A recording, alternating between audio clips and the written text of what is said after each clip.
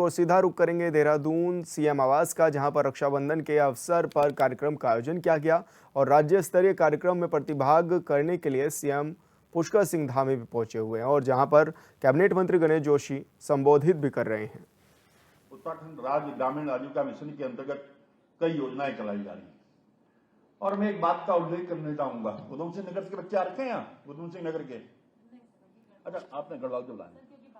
हाँ, मैं उधम सिंह का प्रभारी हूं और जब मैं कार्यक्रम में 2-3 हजार हमारी समूह की बच्चियां वहां पर थी, उस टाइम मोदी सरकार को 8 साल हुए थे, तो मैंने उनसे एक सवाल पूछा। मैंने, बेटा आपको इन 8 सालों में कोई परिवर्तन नजर आया? वो अनपढ़ बहन है, उसका नाम है कविता, मुझे कल मिलने भी आई थी अभी मैं जब वहां गया था उधम सिंह नगर। तो मैंने, बेटा तुम जरा डाइस पे आ जाओ और बताओ। तो उसने कहा कि जब हमें पहले पैसों की आवश्यकता होती थी, हम अपने पति की ओर देखते थे, पिता की ओर देखते थे, अपनी मां की ओर देखते थे, अपने भाई की ओर देखते थे, और आज इन योजनाओं के माध्यम से हम इतने सक्षम हो गए हैं कि 1 लाख तक हम खुद खर्च कर सकते हैं। ये परिवर्तन उनको लग रहा है और ये काम देश के यशस्वी प्रधानमंत्री नरेंद्र मोदी के आशीर्वाद से और हमारे युवा मंत्री पुष्कर सिंह धामी के नेतृत्व में हमारा ग्राम विकास विभाग पूरी ईमानदारी से कर रहा है। और माननीय मुख्यमंत्री जी, मैं आपसे ये भी कहना चाहता हूं, आज सभी विभागों की समीक्षा करते हैं। मैं दावे के साथ कह सकता हूं, जितना अच्छा काम मेरा विभाग कर रहा है, ग्राम विकास विभाग, आपको इनको जो है सम्मानित करना चाहिए। क्योंकि देखिए, योजनाएं तो केंद्र से बहुत आती हैं, लेकिन उनका क्रियान्वयन करवाना, जनता से सीधा कनेक्ट होना, मैं देखता हूं कि मेरे अधिकारी, मेरे कर्मचारी किस प्रकार से काम कर रहे हैं। मैं इसलिए अपने ग्राम विकास के सभी अधिकारियों को और विशेषकर राधिका जी को, क्योंकि जब से आपने विभाग संभाला है, विभाग लगातार तरक्की कर रहा है, लगातार नए आयाम स्थापित कर रहा है और आज स्वयं सहायता समूह के माध्यम से हमारी 5 लाख से अधिक बहनें जुड़ी हुई हैं। अभी यात्रा रूट पर 300 से अधिक हमारे स्वयंता समूह की बहनों द्वारा काउंटर वहां पर लगाए गए। 3 करोड़ से अधिक का बिजनेस उनके द्वारा किया गया। और माननीय मुख्यमंत्री जी, जो आपका संकल्प है कि जब हमारा राज्य 25 साल का होगा, हम 1.5 लाख बहनों को लखपति दीदी बनाएंगे। मैं आपको पूरे विश्वास के साथ कह रहा हूं, अभी तक हम 1,05,000 बहनों को लखपति दीदी बना चुके हैं और जो आपने लक्ष्य दिया है उससे कहीं हम आगे जाने वाले हैं। इसके लिए भी अपने को बधाई देता हूं। इस अवसर पर हालांकि बहुत लंबा चौड़ा भाषण मुझे लिख के दिया गया, मैं उसको पढ़ता नहीं हूं, मेरी फिर मुख्यमंत्री कुछ बचता नहीं है। इसलिए मैं तो प्रैक्टिकल जो बात, मैं अभी क्षेत्रों में जब जाता हूं और मैं जब समूह की बहनों से मिलता हूं, और मैं ये कहूंगा माननीय मुख्यमंत्री जी, अगर आज आपके नेतृत्व में 47 सीटें भारतीय जनता पार्टी ने अगर जीती हैं, उसमें भी हमारी समूह की बहनों का बहुत बड़ा योगदान है। क्योंकि आज पहाड़ की पूरी इकोनॉमी मातृशक्ति के इर्द गिर्द घूमती है। आज अगर हमारे यहां लोग खेती करते हैं, तो मुझे ये कहने में, खजानदा कहां है बेटा, मैं इसके गांव में गया था,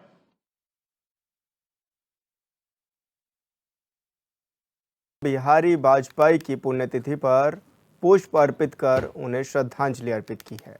इस मौके पर डिप्टी सीएम केशव प्रसाद मौर्य, ब्रजेश पाठक समेत प्रदेश अध्यक्ष भूपेंद्र चौधरी भी मौजूद रहे। वहीं मीडिया से रूबरू होते हुए सीएम ने कहा है कि भले ही अटल जी हमारे बीच ना हों, लेकिन उनकी स्मृतियां, कविताएं, भारतीय राजनीति के लिए उनके मूल्य और सिद्धांत सदैव हमें नई प्रेरणा प्रदान करते हैं।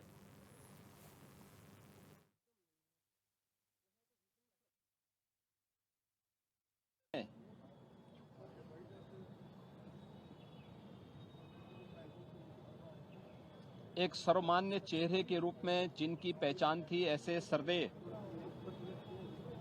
अटल बिहारी वाजपेयी जी की आज छठी पुण्यतिथि है। इस अवसर पर प्रदेश की जनता की ओर से, उत्तर प्रदेश शासन की ओर से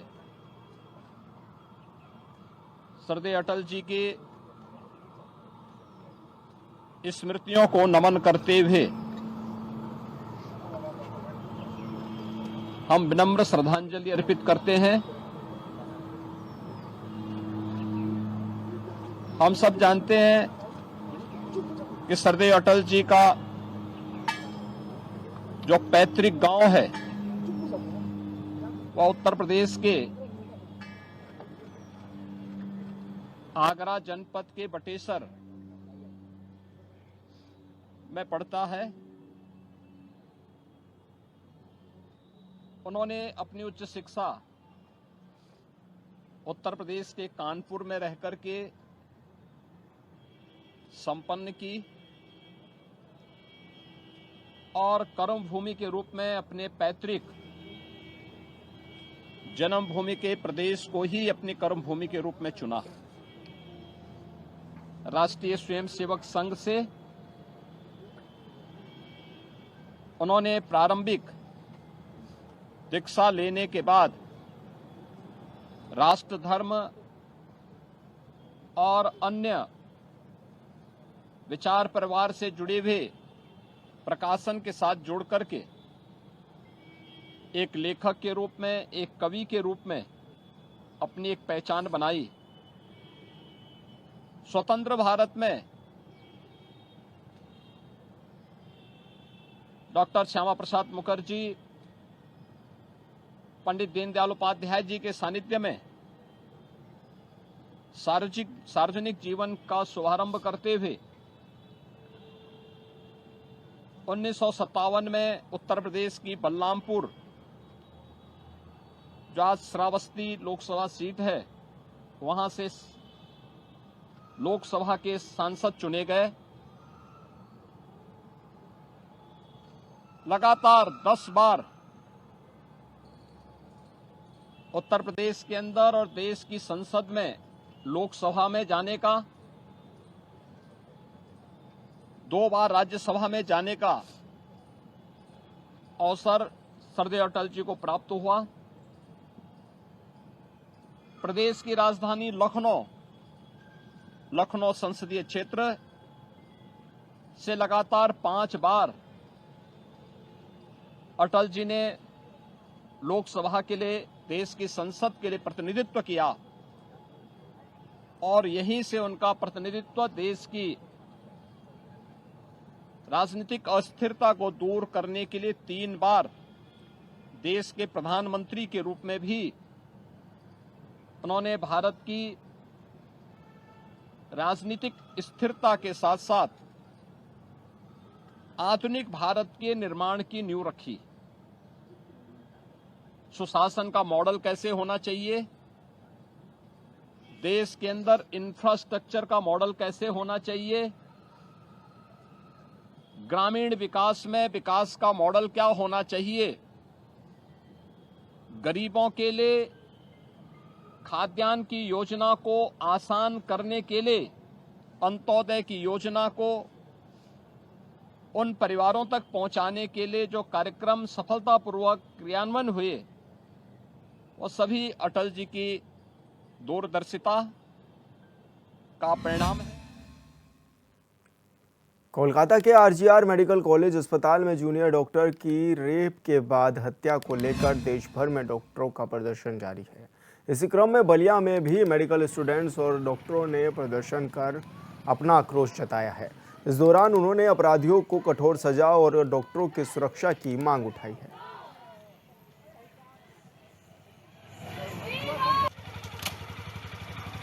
देखिए, आज बड़े हर्षोल्लास के साथ हम लोग स्वतंत्रता दिवस का समारोह मना रहे हैं और साथ ही साथ एक ऐसी विभीषिका हमारे देश में घटी है जिसको हम शर्मसार हुए, हम पूरे देश में शर्मसार हो रहे हैं। हमारे चिकित्सक बंधुओं के साथ हमारी जो चिकित्सक बेटी थी, जो पीजी सेकेंड ईयर की छात्रा थी और इंटर्नशिप के दौरान उसके साथ जिस प्रकार की विभत्स घटना घटी, इसका हम घोर निंदा करते हैं।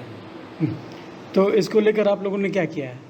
इसके लिए आज स्वतंत्रता दिवस समारोह के बाद हम लोगों ने एक पैदल यात्रा निकाली जिससे कि हमारी बेटी को न्याय मिले और जो भी इसके दोषी हैं उनको फांसी की सज़ा दी जाए और जितनी भी खराब से खराब सज़ा हो सकती है उसको मिले और जितना जल्दी न्याय हो सके उसको न्याय मिले। इसके लिए हम लोगों ने एक पैदल मार्च।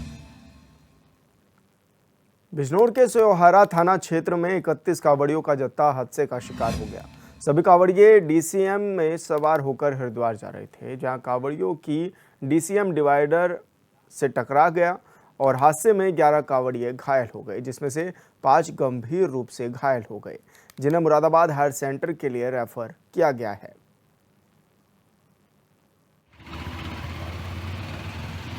अवगत कराना है कि आज दिनांक 16/8/2024 की सुबह लगभग 4:30 बजे की कस्बा सोहारा की घटना है। कांवड़ियों का एक डीसीएम रामपुर से हरिद्वार की ओर जा रहा था। ड्राइवर को नींद आने की वजह से डीसीएम डिवाइडर में टकरा गई, जिसमें 11 लोग घायल हो गए। घायलों को तत्काल सीएचसी उपचार हेतु भेजा गया।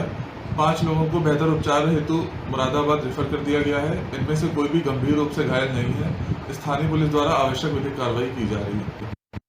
और गौरव त्यागी संवाददाता हमारे साथ फोनलाइन पर जुड़ गए हैं। गौरव, क्या कुछ ज्यादा जानकारी मिल पा रही है? किस तरह से बड़ा हादसा हुआ है और अभी कैसी स्थिति बताई जा रही है कावड़ियों की?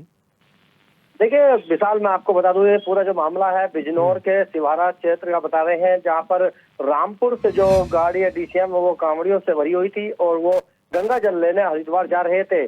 जिस तरह से अगर बात की जाए तो उनकी गाड़ी अनियंत्रित होकर जो डिवाइडर पे है वो टकरा गई है। टकराने के बाद में जो 31 कांवड़िया उसमें मौजूद थे, मौजूद होने के बाद में वो पलट गई। पलटने के बाद में जहां पर वो 5 लोग जो गंभीर रूप से घायल हैं उनको हायर सेंटर रेफर कर दिया गया है। मौके पर पुलिस पहुंची है और पूरी जांच पड़ताल में जुट गई है। जी विशाल। गौरव, ये लोग सभी कहाँ के रहने वाले थे, कुछ पता चल पाया है? देखिए विशाल, आपको बता दूं, ये रामपुर क्षेत्र के बताए जा रहे हैं, जो हरिद्वार गंगा जल लेने जा रहे थे और शिवहारा के जो डिवाइडर है वहां पर जैसे ये इनकी डीसीएम पहुंची है। पहुंचने के बाद वो डिवाइडर पर टकरा गई है। टकराने के बाद वो पलट गई। पलटने के बाद जहां उसमें 31, जो मैंने विशाल आपको बताया था कि सावन का महीना है और सावन के जो सोमवार है उसके लिए गंगा जल लेने जा रहे थे और जिसमें 31 में से 5 की गंभीर हालत बताई जा रही है। बिल्कुल गौरव, बहुत बहुत शुक्रिया आपका तमाम जानकारी साझा करने के लिए। दुश्मनों की गोली सीने पर खाने वाले बस्ती के लाल का बलिदान भले ही इतिहास के पन्नों पर दर्ज हो, लेकिन उनके गांव कुसमी में उनकी कोई स्मृति अभी तक नहीं संजोई जा सकी है। वीरांगना सीता देवी अपने हक के लिए मारी मारी फिर रही है, जो कि 20 सालों से बेटियों को लेकर अपने मायके में दिन काट रही है, तो वहीं बलिदानी के घर जाने वाला मार्ग पक्का तक नहीं हो सका है।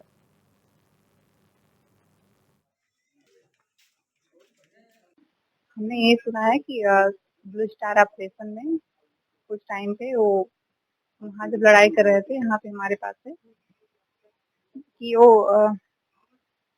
सिपाही रघुनाथ सिंह आतंकवादी विरोधी अभियान के दौरान मेजर भूकांत मिश्रा के साथ रेडियो ऑपरेटर थे। कार्रवाई के दौरान भूकांत मिश्रा लड़ते हुए गिर पड़े थे, जिससे पिताजी ने उनकी अपनी कमांडर के लगभग 25 मीटर पीछे थे और उन्होंने दौड़ पर सुरक्षा की परवाह न करते हुए अपने कंपनी कमांडर को बचाने के लिए दौड़ पड़े। मौके पर पहुंचने पर महसूस किया कि उन्हें कंपनी कमांडर अब जीवित नहीं है। उन्होंने तुरंत मेजर भूकांत मिश्रा की कम्बाइन उठाई और आतंकवादियों की तरफ दौड़ पड़े, लेकिन आतंकवादियों ने उनके ऊपर भयंकर गोलीबारी कर दी, जिससे उन मौके पर ही शहीद हो गए। और रक्षाबंधन के अवसर पर कार्यक्रम का आयोजन किया गया है, जहां पर मुख्यमंत्री पुष्कर सिंह धामी अपना संबोधन दे रहे हैं।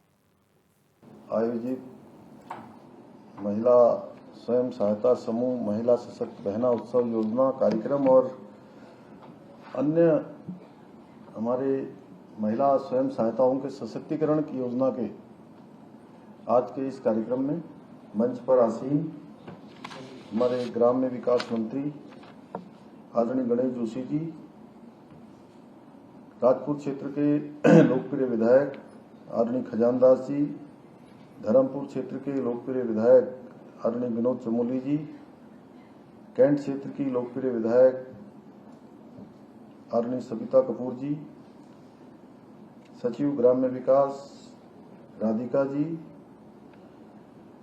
अपर सचिव ग्राम्य विकास श्री मनोज गोयल जी, उपायुक्त श्री नरेश कुमार जी एवं सभी हमारे ग्राम्य विकास विभाग के अधिकारीगण, सभी आए हुए हमारे कार्मिक, हमारी महिला मोर्चा के यहाँ पर गीता जी से लेकर नेहा जी, रुचि जी और कमली जी, वंदना जी और वहाँ से रीता जी से लेकर रुड़की वाले सब हमारे हरिद्वार वाले हैं, सभी जनपदों से आए हुए हमारी सभी मातृशक्ति मेरी बहनें, मैं सबसे पहले तो आप सभी का आज यहाँ पर उपस्थित होने के लिए, यहाँ आने के लिए और रक्षाबंधन के उपलक्ष्य में सशक्त बहना उत्सव योजना मुख्यमंत्री महिला स्वयं सहायता समूह सशक्तिकरण योजना के अंतर्गत हो रहे इस कार्यक्रम में आप सबके आज ये मुख्य सेवक सदन में यहाँ उपस्थित होने पर मैं आप सभी का अपनी ओर से हार्दिक स्वागत करता हूँ, आप सबका अभिनंदन करता हूँ। और इसके साथ ही क्योंकि हमारा ये त्योहार का पर्व भी चल रहा है, आइए आदरणीय नरेश बंसल जी भी हमारे बीच में आ गए, आपका भी बहुत स्वागत। माताओं और बहनों के अटूट स्नेह के बंधन के प्रतीक पर्व रक्षाबंधन पर्व की भी आप सबको मैं बधाई देता हूं, सबको शुभकामनाएं देता हूं और आप सब ने, मैं आप सब के चेहरों को देख रहा हूं, जो आपके चेहरों पर प्रसन्नता है, एक उत्साह मुझे दिखाई दे रहा है। आपकी ऊर्जा निश्चित रूप से हम सबको ऊर्जा प्रदान कर रही है और ये जो ऊर्जा है आप सबसे जो प्राप्त होती है, इस ऊर्जा से मुझे और हम सभी लोगों को जो इस सामाजिक क्षेत्र में, राजनीतिक क्षेत्र में काम करते हैं, और अधिक ऊर्जा मिलने से हमारा उत्साहवर्धन होता है और निश्चित रूप से जिस काम में हम लगातार प्रयासरत रहते हैं उस काम को करने में और अधिक हमको आसानी होती है। रक्षाबंधन पर्व हमारा प्रेम, स्नेह और विश्वास का, इसके प्रतीक का पर्व होने के साथ ही ये हमें हमारे जो सामाजिक कर्तव्य होते हैं उन सामाजिक कर्तव्यों का भी बोध कराता है। मैं आज के इस अवसर पर आप सभी से पूरे विश्वास से कहना चाहूंगा कि हमारी सरकार प्रदेश की मातृशक्ति के उत्थान के लिए, उनकी सुरक्षा के लिए, उनके सशक्तिकरण के लिए संकल्पित होकर, कि हमारा संकल्प है और आप सब जानते हैं जब कोई संकल्प होता है तो संकल्प में कोई विकल्प नहीं होता है और ये संकल्प विकल्प रहित है कि हमें हमारी मातृशक्ति के, हमारी माताओं के, बहनों के उत्थान के लिए हर वो काम करना है जो उत्थान की ओर उनको ले जाएगा। जैसा गणेश जोशी जी ने अभी बहुत विस्तार से इसके बारे में आप सबके सामने बताया, हमने शिक्षा से लेकर स्वास्थ्य तक, उद्यमता और नौकरियों में तक में प्रदेश की जो हमारी महिलाएं हैं उनकी भागीदारी अधिक से अधिक हो, उसके लिए हम विधानसभा में विधेयक लेकर आए। आप सबको पता है क्योंकि रक्षाबंधन का पर्व है, इसलिए मैं जरूर आप सबको केवल स्मरण दिलाने के लिए कि उस समय हमारे सामने एक बड़ी मुश्किल खड़ी हो गई थी जब हमारा 30% का आरक्षण रुक गया था, और उसके लिए हमने हर संभव प्रयास किया और हमने जो पैरवी करी उस पैरवी में कहा कि यहाँ हमारी माताओं को, हमारी बहनों को किस प्रकार की परेशानियों से गुजरना पड़ता है, उनके जीवन में कितने प्रकार की चुनौतियां हैं, वो सामान्य से ज्यादा चुनौतियां उनके जीवन में होती हैं, इसलिए उनको आरक्षण मिलना चाहिए। इसलिए उत्तराखंड के अंदर 30% का क्षैतिज आरक्षण आज सभी नौकरियों में सुनिश्चित हो गया है।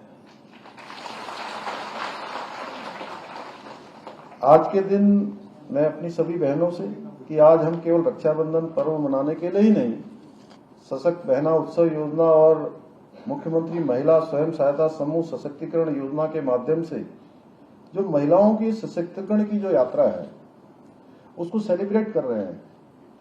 और हमने लक्ष्य लिया है कि 1.5 लाख जो हमारी बहनें हैं उनको हम लखपति दीदी बनाएंगे। हम उससे आगे जा रहे हैं। और ये लक्ष्य जब हमने लिया था तो हमको लगता था कि ये लक्ष्य बड़ा लक्ष्य है, लेकिन जैसा गणेश जोशी जी कह रहे हैं और आप सब लोग जिस कौशल से काम कर रहे हैं, जिस मेहनत से, जिस लगन से आप लोग काम कर रहे हैं, सच में आपने लक्ष्य बहुत पीछे छोड़ दिया है। और मैं बताऊं तो मैंने नवंबर के महीने से 30 नवंबर से मैंने प्रत्येक जिले में जाकर सभी जिलों में 13 के 13 जिलों में अपनी जो बहनें हैं, महिलाओं के बीच में जाकर मातृशक्ति बंधन के जो कार्यक्रम हमने आयोजित किए थे, मैं सभी जनपदों में गया और मुझे शुरू में लगता था नैनीताल जनपद से जब कार्यक्रम शुरू हुआ तो कितने हजारों की संख्या में, मुझे लगता है कि 40,000 के आसपास की संख्या थी। और मैंने उत्तराखंड के अंदर महिलाओं का कोई इस प्रकार का कार्यक्रम, कोई बड़ा आंदोलन हुआ हो, कोई हुआ हो, उसमें अलग बात है आना, कोई रैली हो रही हो उसमें आना अलग बात है, लेकिन मातृशक्ति बंधन के इस उत्सव के कार्यक्रम में इतनी बड़ी संख्या मैंने पहली बार देखी। और मुझे लगा कि नैनीताल जनपद का कार्यक्रम सबसे बड़ा कार्यक्रम है और अब लगता है कि जितने भी कार्यक्रम होंगे इतने बड़े कार्यक्रम नहीं होंगे। लेकिन उसके बाद मैं जिस जनपद में गया उस जनपद में मुझे अपनी बहनों का, अपनी मातृशक्ति का सैलाब दिखा। और सैलाब के साथ साथ एक चीज और दिखाई दी कि हर जनपद में एक से बढ़कर एक उत्पाद हमारी बहनों ने बनाए हैं। और इतने अच्छे उत्पाद पहले तो मैं कुछ जगह पर सोचता था, मैंने पिछले साल जब सशक्त बहना मुख्यमंत्री सशक्त बहना उत्सव योजना जिस दिन हम प्रारंभ कर रहे थे तो राधिका जी भी थी हमारे साथ, गणेश जोशी जी भी थे। तो उस दिन मैं कह रहा था कि ये मल्टीनेशनल कंपनियों को, कुछ एक हमारे बहनों के बनाए हुए जो उत्पाद हैं वो उन मल्टीनेशनल कंपनियों को भी फेल करते हैं, उनसे भी अच्छा बनाते हैं। लेकिन पूरे प्रदेश में जाने के बाद मैं कह सकता हूं कि हर एक जनपद में हमारी बहनें, उनके अंदर इतना स्किल्ड है, इतनी उनके अंदर उद्यमिता है, इतना कौशल है कि हर स्थान पर उन्होंने मतलब शानदार मल्टीनेशनल कंपनियों से बहुत ज्यादा अच्छा काम किया है, बहुत अच्छे जो है उत्पाद बनाए हैं। और सबसे बड़ी बात है कि बहुत कम संसाधनों में बनाए हैं। और मुझे पूरा भरोसा हो गया कि हमारे प्रधानमंत्री जी के मुख से जो शब्द निकले कि 21वीं सदी का तीसरा दशक उत्तराखंड का दशक होगा, उसको पूरा करने में सबसे बड़ा योगदान अगर किसी का होगा तो हमारी मातृशक्ति का होगा। हमारी सरकार ने आज चाहे सशक्त बहना उत्सव योजना हो या मुख्यमंत्री महिला स्वयं सहायता समूह सशक्तिकरण योजना हो, इन दोनों योजनाओं ने राज्य की जो हमारी मातृशक्ति है उसके नए अवसर और नई शक्ति प्रदान की है। आज हमारी बहनें अपने सपनों को साकार कर समाज को भी आज एक नई दिशा देने का काम कर रही हैं। जहां वो स्वयं का रोजगार स्थापित कर रही हैं, वहीं अन्य लोगों को भी, अन्य बहनों को भी रोजगार से जोड़ने का काम कर रही हैं। महिला सशक्तिकरण केवल अधिकार देने तक सीमित नहीं है, यह आपके भीतर जो छुपी हुई आपकी प्रतिभा है, क्षमता है, उसको पहचानने का और सशक्तिकरण के साथ साथ आर्थिकी, आत्मनिर्भरता बढ़ाने का प्रयास भी है। उत्तराखंड में हमने महिलाओं का आर्थिक सशक्तिकरण सुनिश्चित करने के उद्देश्य से जो स्वयं सहायता समूह है, स्थानीय उत्पादों के माध्यम से महिलाओं को रोजगार के नए अवसर प्रदान किए जाने का लगातार प्रयास किया है। और स्वयं सहायता समूह को मजबूत बनाने के उद्देश्य से हमारी सरकार द्वारा वित्तीय वर्ष 2022 में मुख्यमंत्री महिला स्वयं सहायता समूह योजना के अंतर्गत 84 करोड़ रुपए से अधिक का सहयोग किया। ब्याज प्रतिपूर्ति के रूप में करीब 25 करोड़ रुपए की छूट प्रदान की। 67,000 से अधिक स्वयं सहायता समूह में 5 लाख से अधिक सदस्यों को जोड़ा गया है और 7,037 ग्राम संगठन तथा 471 क्लस्टर स्तरीय संगठन बनाए गए हैं। महिलाओं की आर्थिक स्थिति सुधारने के लिए 53,000 से अधिक समूहों को रिवॉल्विंग फंड काम करने के लिए 37,000 से अधिक समूहों को सामुदायिक निवेश निधि भी दी गई है। इसके साथ साथ विभिन्न योजनाओं और नीतियों के तहत महिला किसानों के कौशल विकास के लिए, ट्रेनिंग देने के लिए किचन गार्डन की स्थापना करने, फार्म मशीनरी बैंक जिसमें कृषि के उपकरण 80% तक की जिसमें सब्सिडी दी जाती है, उपलब्ध कराने जैसे अनेक कार्य आज सरकार की तरफ से किए जा रहे हैं। बहनों को हमारी सरकार ने महिलाओं द्वारा उत्पादों को बनाने के साथ ही उनकी प्रोसेसिंग, पैकेजिंग और बिक्री के लिए भी एक इको सिस्टम तैयार किया गया है।